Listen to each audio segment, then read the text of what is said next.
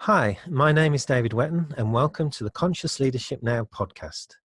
The intent of this podcast is to encourage you as a leader to embrace conscious leadership by giving you access to some of the world's leaders in the field of conscious leadership, both in practice and in thought. My heartfelt wish is that you leave this podcast feeling inspired with ideas to take away and implement in your business or organization to make a real difference in our world.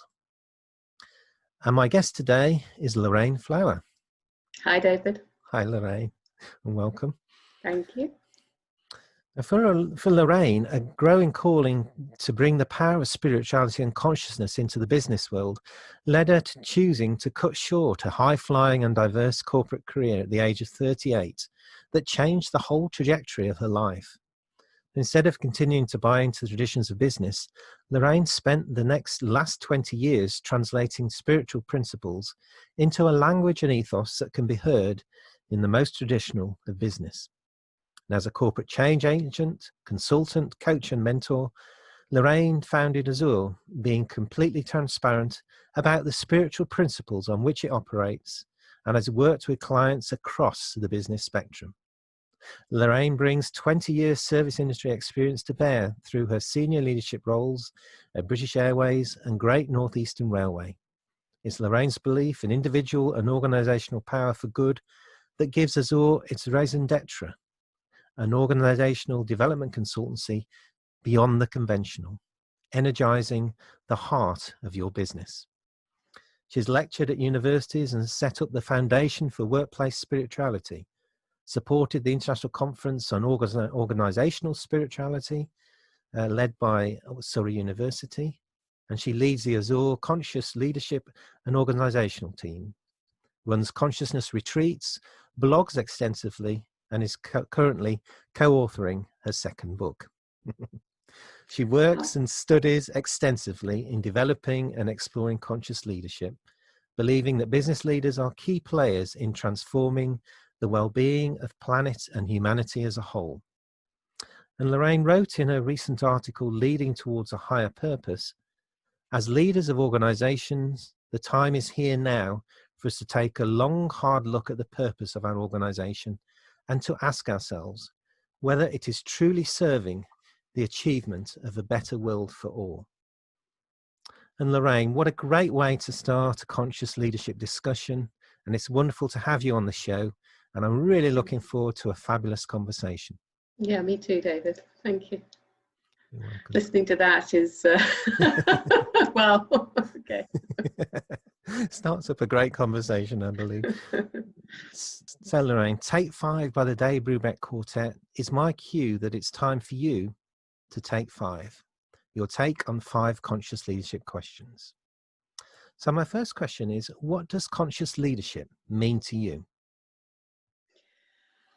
Well, David, I think the first thing I want to say about that is about how I show up. Mm-hmm. So when I think about it in terms of my own personal responsibility as a conscious leader, it's about thinking each day, each moment of each day, about who is in the current moment, what part of me is showing up. And that's not because I'm perfect or manage to crack that every second of the day, but that's kind of an underpinning aspect for me of conscious leadership. By how I show up, I mean, am I coming from a space that is filled with love, filled with compassion, filled with understanding, and also one where I can see others beyond myself. So how I show up is a key part of it.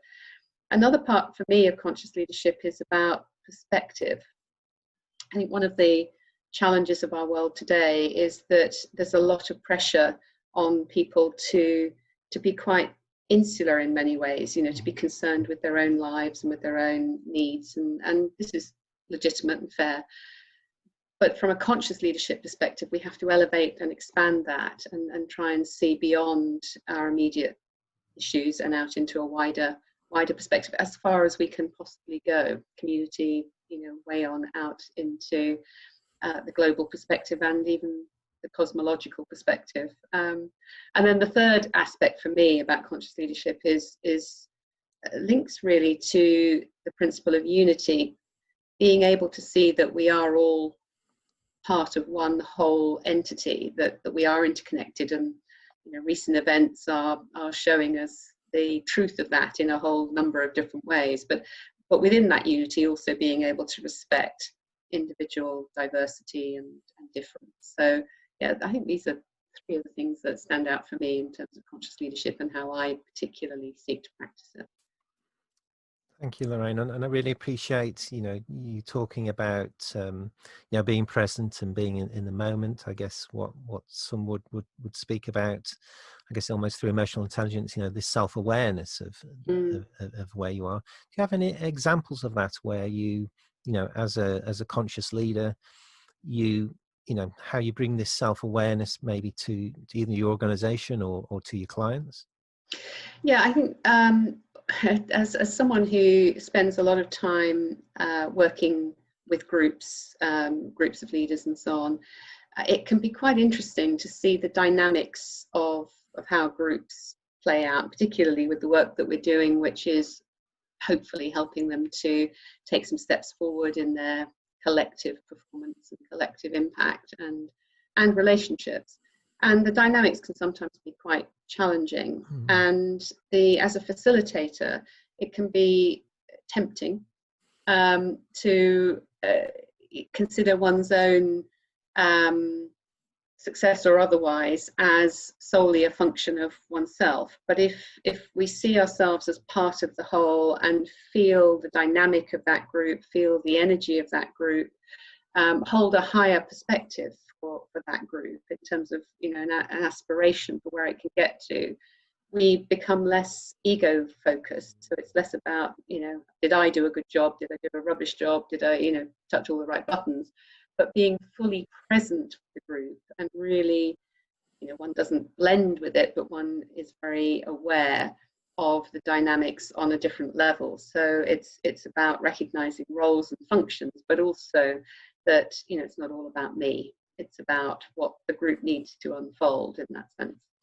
I love that. That's beautiful. Thank you. And I really have that sense of, you answered late, secondly, I gave a quote from it, didn't you, about talking about a better world for all. And as you were speaking there, I had a sense of, and I think you've probably come across the work of Frederick Laloux and his organization, which is great. Of course, what came to mind is maybe, we're talking about what conscious leadership means to you. It's very much had a sense of you holding a space for the group. And obviously Laloux speaks about emergence, doesn't he? What's seeking to emerge. Yeah. And this is, this whole concept of emergence is, it's language that's coming more to the fore now, I think, and people are starting to explore it a little bit. I mean, it's been around for many years. If you look at systems theory and chaos theory and all of those, and in fact, if you go into quantum physics, for example, one can see the natural world playing this out. For us as human beings, it's a much harder concept because we are pretty addicted to the idea of control. Yes. Of course, it is an idea rather than necessarily a fact, but we nevertheless like to persuade ourselves that we have some level of control. But this idea of emergence does, as Laloux speaks about, and as many are exploring, requires us to show up and be present with what is actually happening. And to be able to hold that, we've got to expand our own inner leadership, if I can describe it that way. So we've got to be able to expand our heart, expand our world vision, as I said, but also expand our relationship with the self, with others, with whatever the question or issue is that we're holding. We've got to get into relationship with things in a different way, and this is quite tough for leaders in organizations because it's a much more transactional culture and context, generally speaking. Well, thank you for that, and I think it's really important for me to kind of listen to that position on conscious leadership, because I think having been in the corporate world myself for quite a long period of time, it's very easy, and myself included, to get pulled into this transactional way of doing things, which includes, going to meetings with a set agenda, with a set outcome in mind, which is why I kind of just teased out emergence, because quite often some of the best meetings I've been to have come with ideas or direction which has emerged, which wasn't perhaps identifiable at the start of the meeting. So yeah, and I mean, I've had actually more recently, which is fabulous, but more recently I've had situations where I've prepared, you know, whatever one does professionally, prepare a whole host of ideas, material, well, we can do this, we'll do that, whatever.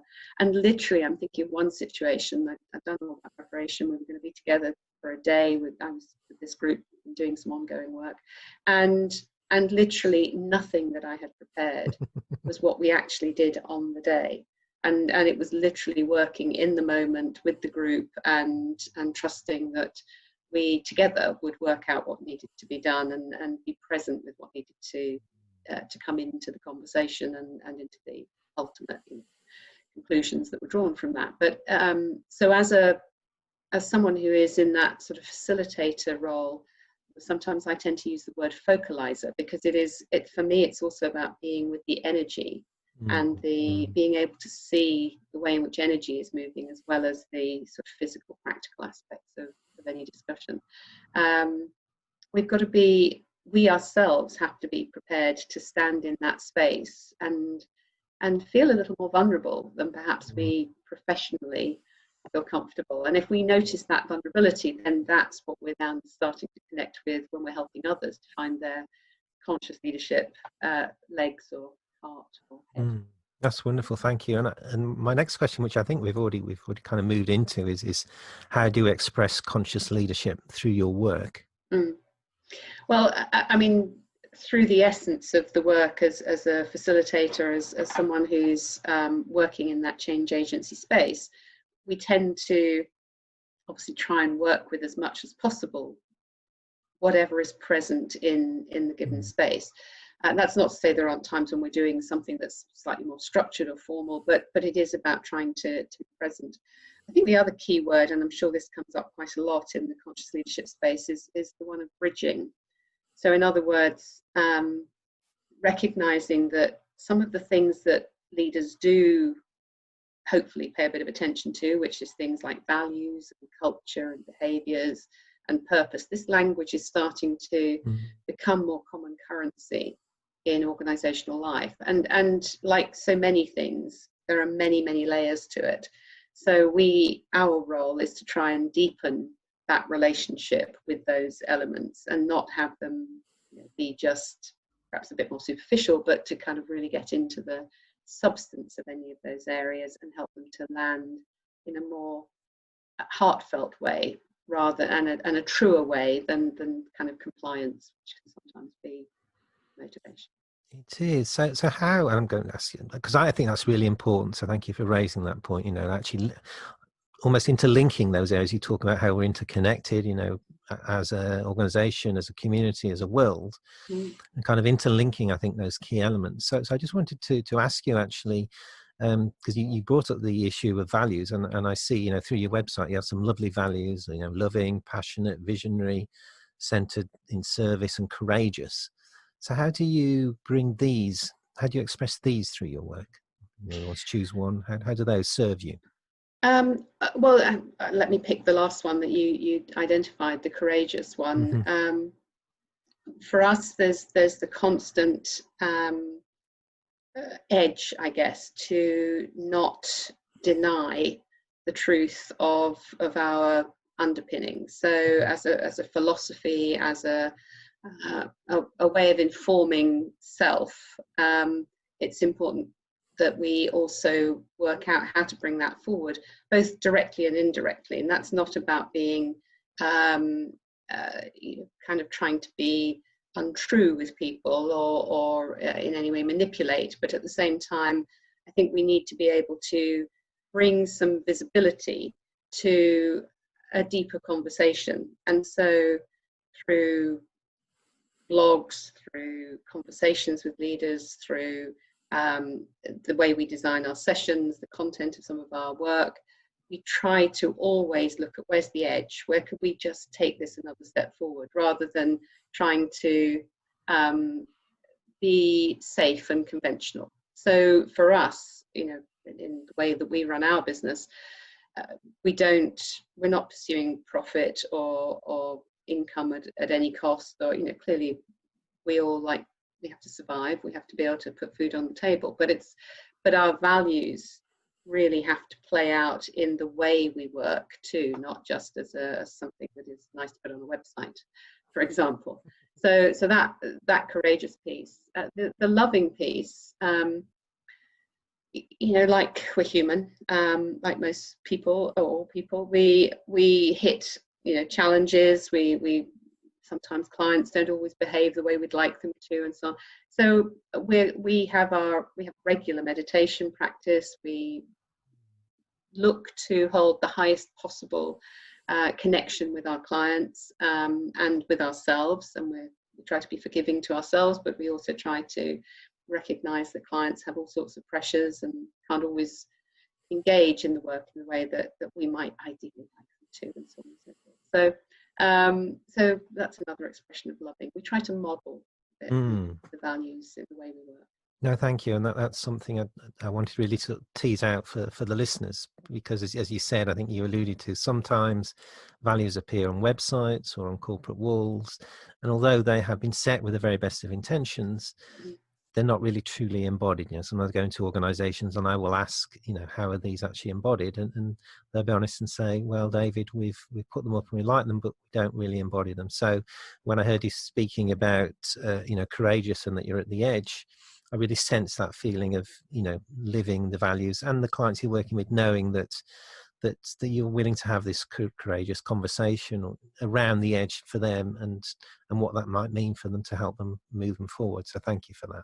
Yeah, and just to say, I mean, it's interesting also these times that we're in at the moment. I think it's important that we keep raising some of the opportunities in any conversation to expand a person's horizons, and that's not because we know best, or each of us are having those horizons expanded if we're open to it, through all sorts of conversations.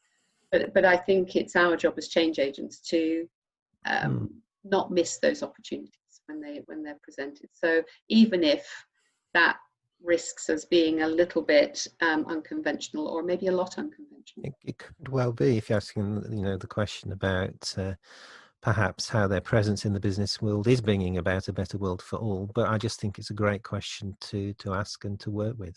Exactly. Yeah. Exactly. So my next question is, Lorraine, who for you is an exemplar of embodied conscious leadership, and why?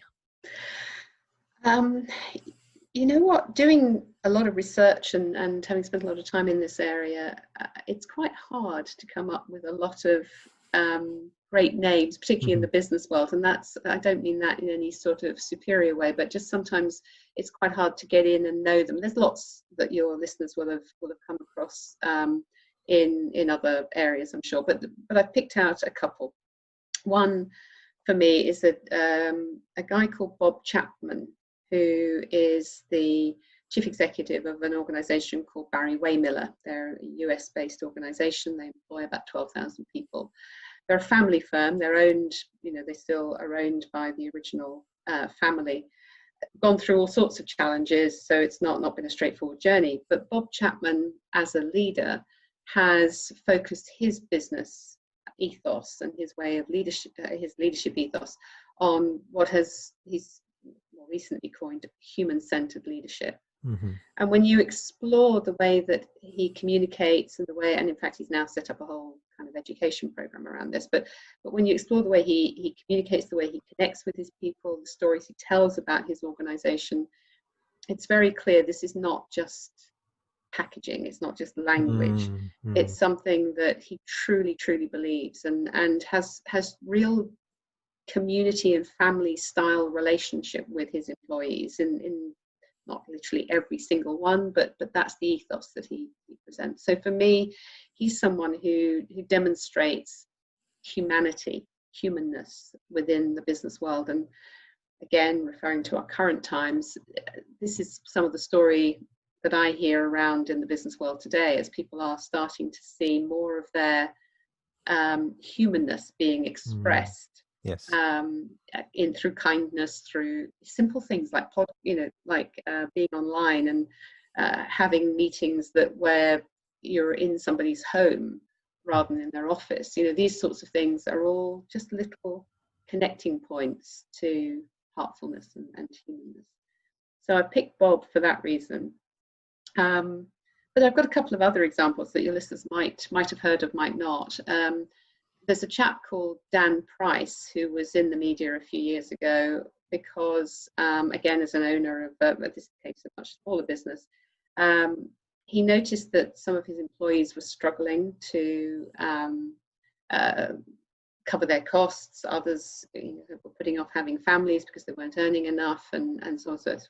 He did some soul searching, and he decided that he was going to establish a flat rate minimum wage right across the business, including his own. So he changed his salary from earning millions to a $70,000 salary for all, which has fundamentally changed people's lives and also the business. Not, again, a straightforward journey. No. It didn't come without its pain and without its consequences. But again, for me, that's an expression of wealth sharing, of equality, of full participation in business. And I think these are good examples of how we can start to change the shape and the role and the purpose of business in life.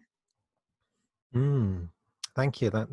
It's an unusual example, isn't it? And made me think actually of someone I know, Richard Pennycook, who was actually the chief exec of the Co-op, right, who had been through a difficult time and had done well. And actually coming out of a difficult time, he was transparent with his organisation and said, actually, it's been very difficult. It's now easier times. And he decided to take a pay cut, which had quite an impact on his staff. I went to visit the headquarters there, and but it's these sort of things, I think, that actually really do connect with people and can make a real difference.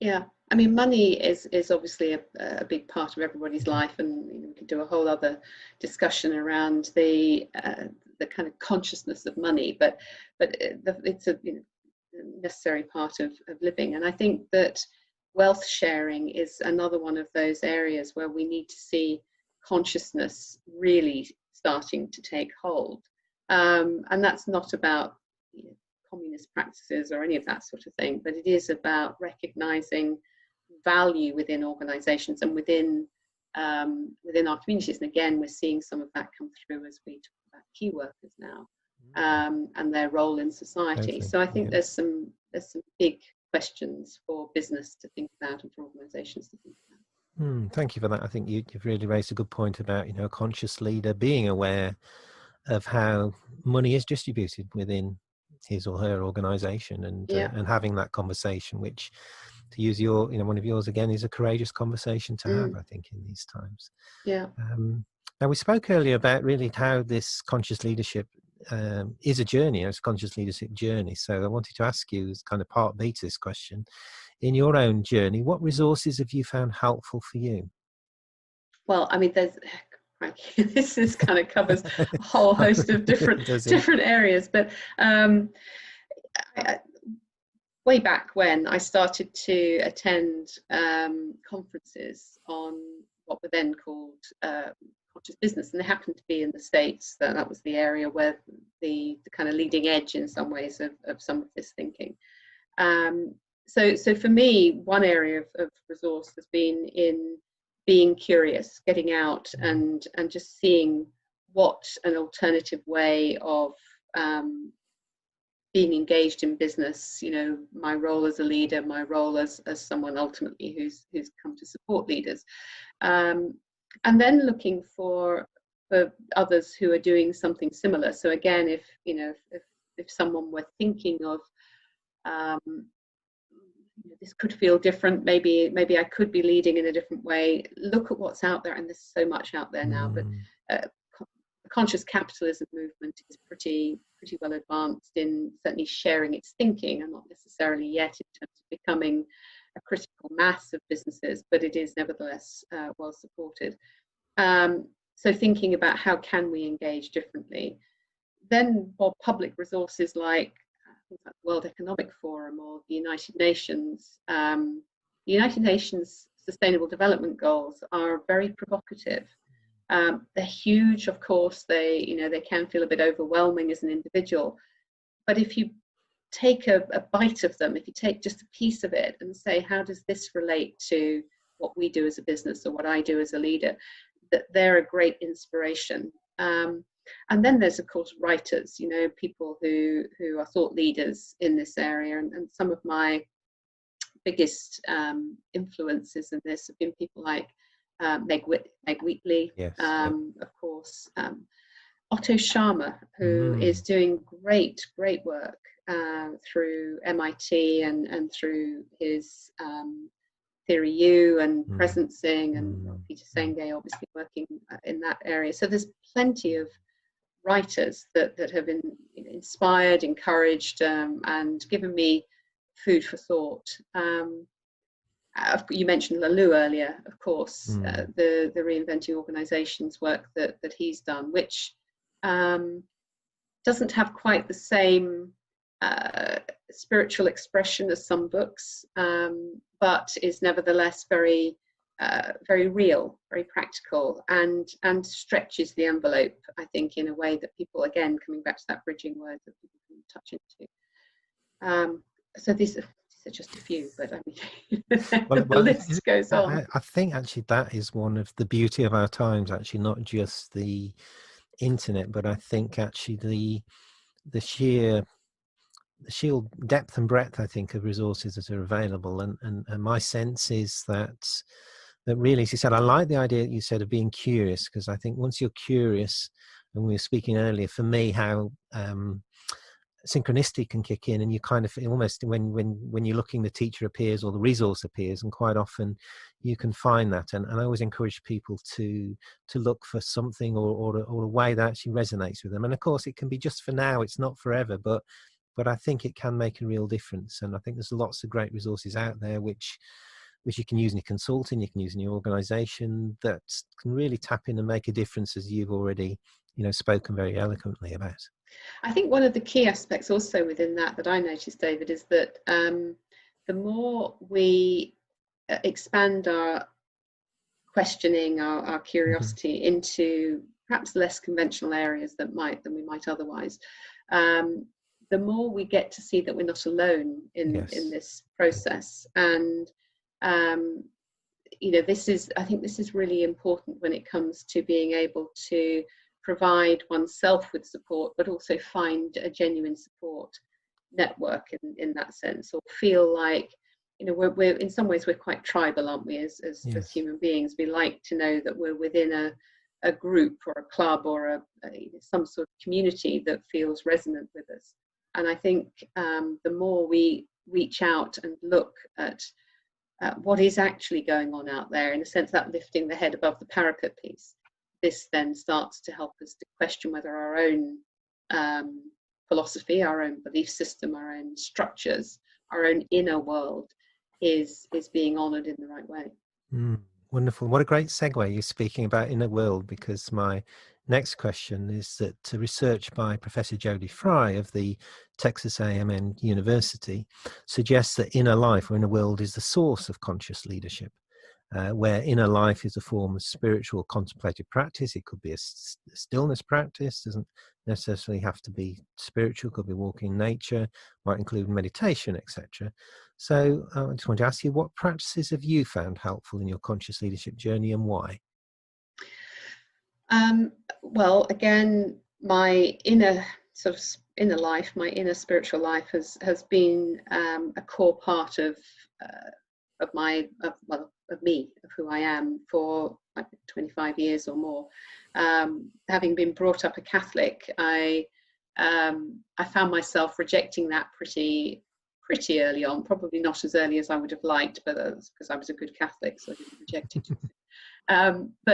But nevertheless, and even though I rejected it as a formal religion, the essence of it, of course, informed a lot of my then later journey.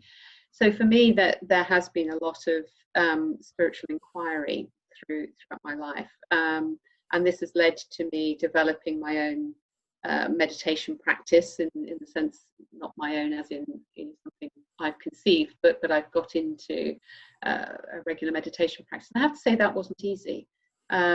It's still not easy even today. It's not like I envy those people who can just kind of step into meditation and it's there and it's done, and they know what they're about. I have a good practice, it happens, but it's not easy, but it is incredibly powerful and nurturing. I did quite a bit of study in the spiritual space, so this also for me is a way of helping me to get perspective, to ask myself other questions, to kind of have that provocation, that leadership that comes from another space. And these days I don't describe myself as affiliated to any religion. I'm very much in the sort of spiritual space, informed by some broader spiritual philosophies. I also, over the years, have practiced things like shamanism. So I've spent a lot of, we were talking earlier about, before we started the interview about New Mexico, I spent many years traveling backwards and forwards to Arizona, doing a lot of practical shamanism work with teachers out there. Retreats are really important to me. A natural introvert, I like my own space, but I like to be able to do that also sometimes in a structured way. So I find retreats are helpful. And groups are very powerful for me. So being in group meditations are also very sustaining and very helpful. And you mentioned nature. For me, walking along the cliffs of Cornwall, for example, the coastal path in Cornwall, the number of times when I have that moment of oneness, that sense of isness, where you're not separate from anything, you just are with, you are part of that wholeness that I described earlier, that unity. So yes, nature is a very deep part of that spiritual practice for me too. Wonderful, and thank you for sharing honestly about the meditation practice and your journey with that, because I think that's important too, because sometimes people think, well, if I'm doing a certain practice, it should all be wonderful, it should all flow, and I know you, having journeyed quite deeply with this, you will know that just in, let's take traditional Christian, particularly monasticism, they talk about it, and an arid, a dark night of the soul. So at times spiritual practice can be quite difficult, and they recognize that, and they see that as part of the process. Absolutely. Yeah. And I think this is where again we come back to that, the word that we've been touching back to of curiosity, because going in and exploring our inner life can feel quite exposing, can feel, can leave us feeling quite naked in some ways, and I think also people get put off by the idea that there has to be some sort of devotion. A lot of the religions are quite devotional in that sense to a god, or I think the finding your particular version of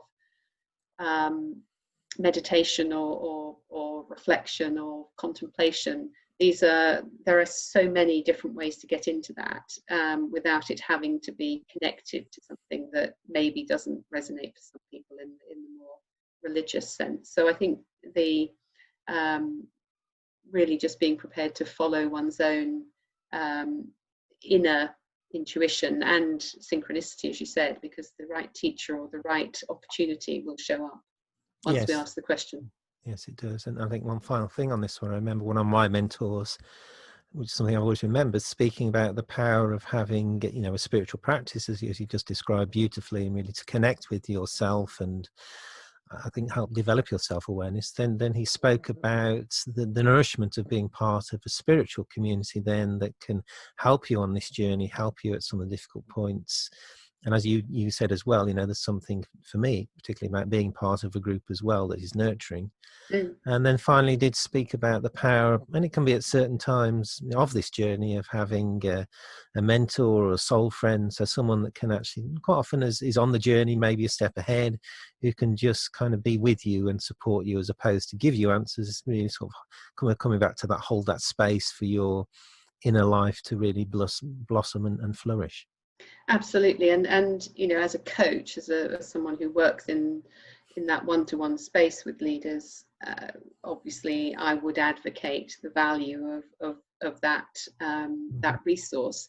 And as a coach, I also have my own support, that both on a spiritual level and on a practical level, but particularly on a spiritual level, having that spiritual mentor, that one-to-one space as you described. I think it's invaluable.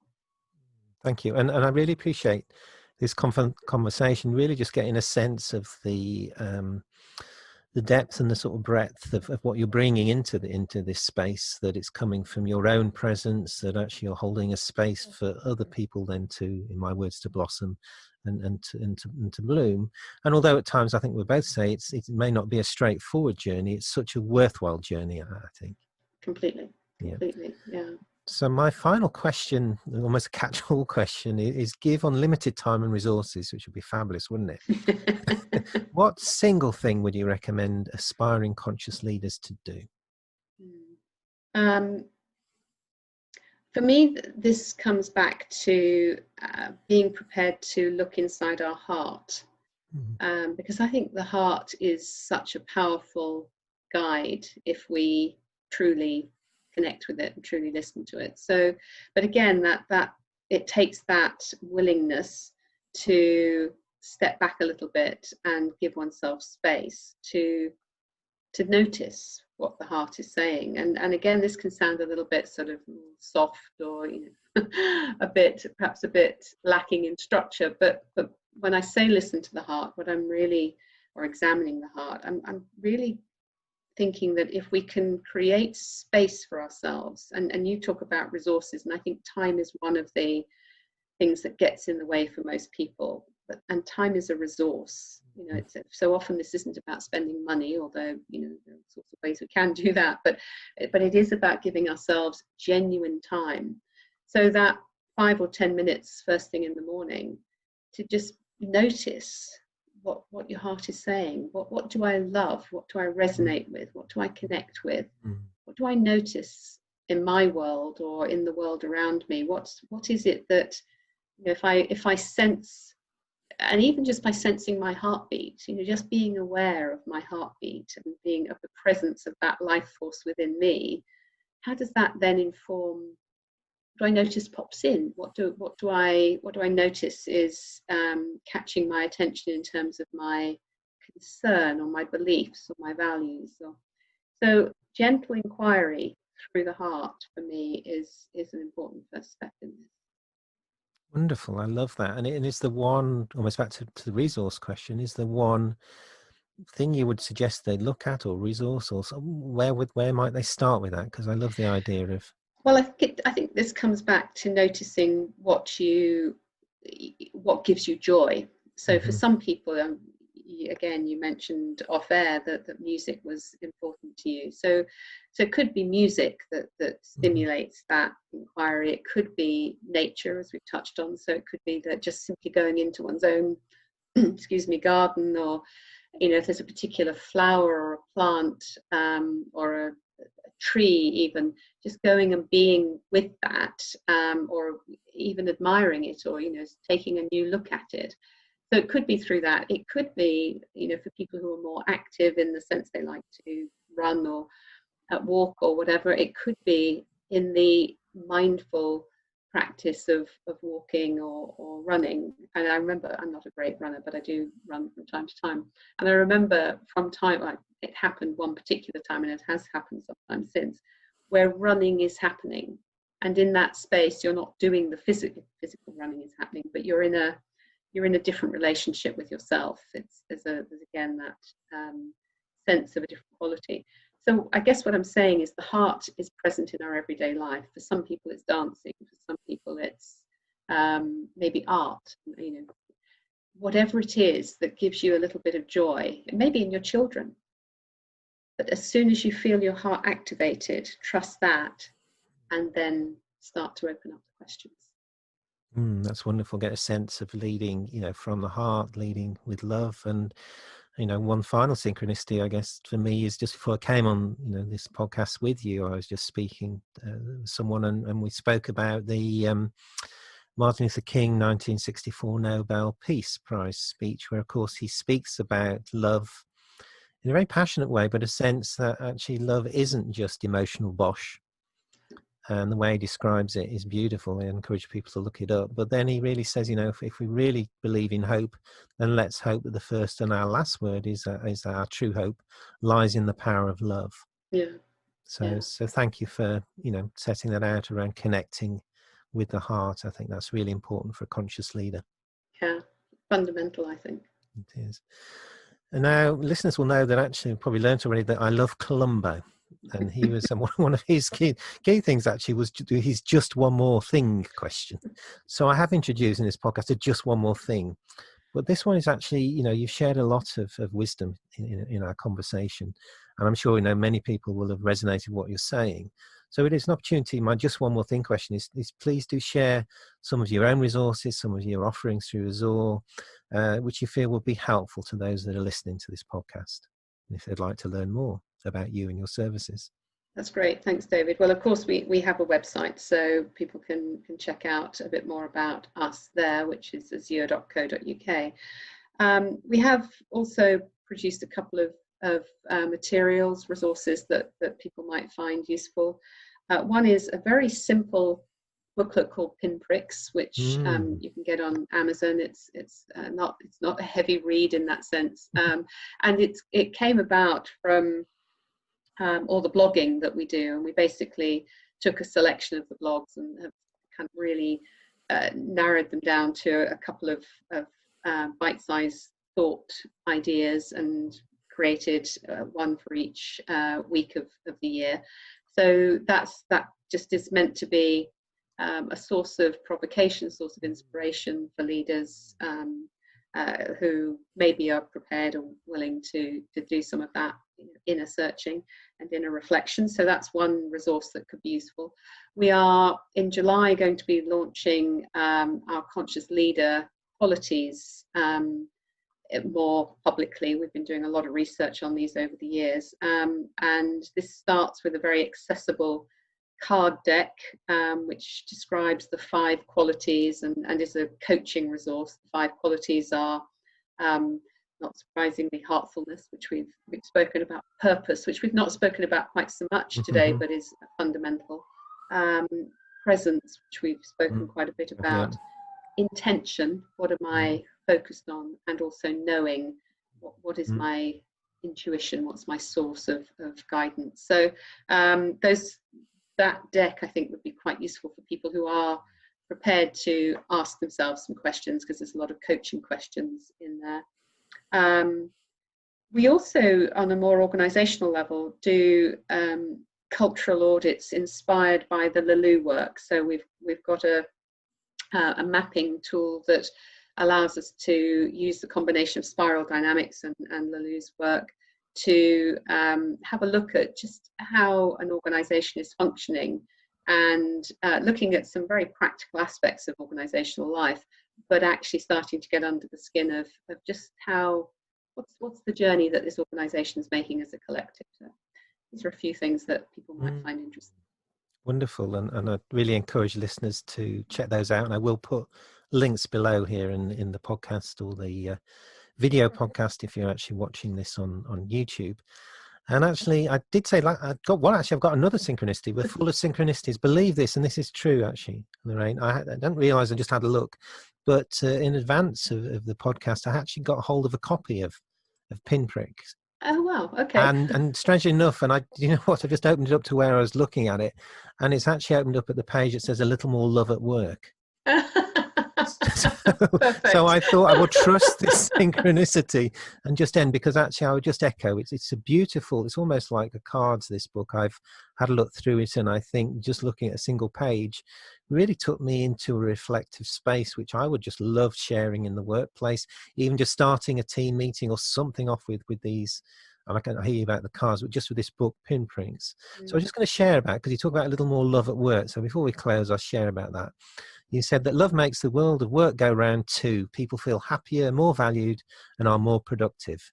And you say if the 4-letter word is too scary, then expressing our caring, our kindness and compassion has much the same powerful positive effect on our colleagues, the culture in which we work, and the quality of what we do, which isn't, I find that just a beautiful thread to reflect upon. So I could see myself, in a workplace, just sharing that, and even if people had a quick sharing around what that meant to them, what a great way to start a meeting or close a meeting or whatever, or even, so thank you for these sort of resources. Really appreciate that.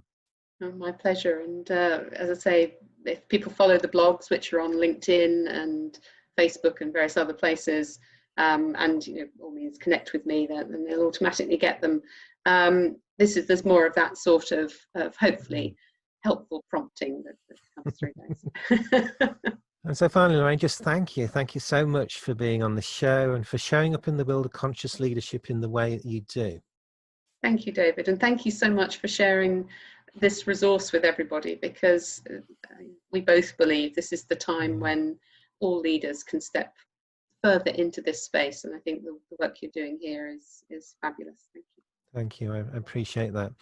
And I just want to say actually to our listeners, if you've enjoyed this podcast and my approach to conscious leadership, then please know that I help conscious leaders develop purpose-led, high-performing leadership teams through one-to-one coaching and tailored leadership programs. And if you sense I can help you, then please look me up, David Wetton, on LinkedIn, and let's jump on a conversation together. And as listeners, I also want to say a big thank you to you. Thank you for listening to the podcast. And if you're willing, please do share a link to this podcast with those you think would truly benefit from it.